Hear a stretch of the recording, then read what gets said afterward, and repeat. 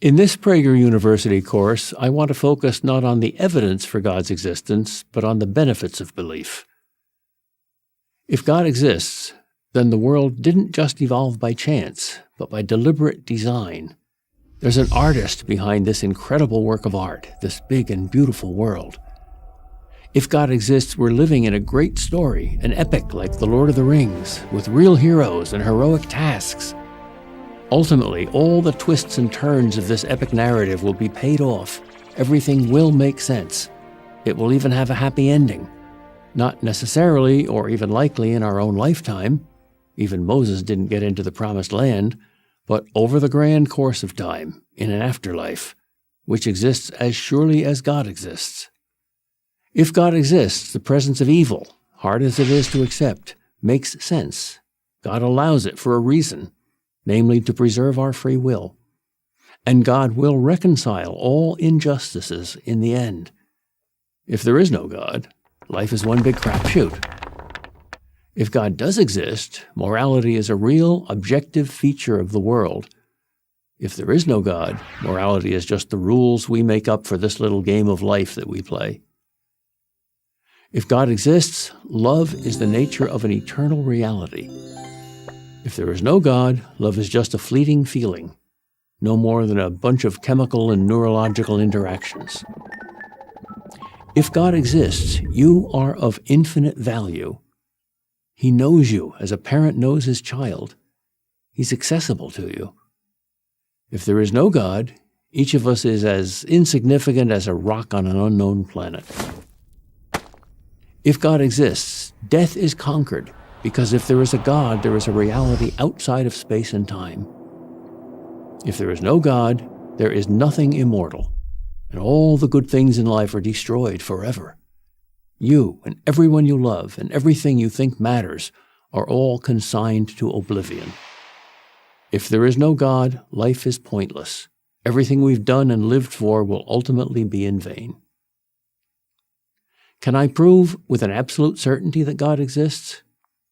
I can make the case that overwhelming evidence suggests that he does, but no, I can't prove that he exists with absolute certainty. That's likely part of his plan.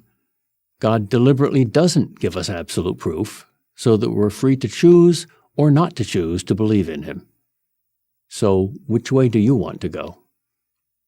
Be honest, doesn't your heart at least hope that there is a good God, a transcendent validator of love and all the highest human values? Of course it does. Why would anyone not wish that life has some ultimate purpose, that good and evil are real, that there is ultimate justice, that our love for others means something?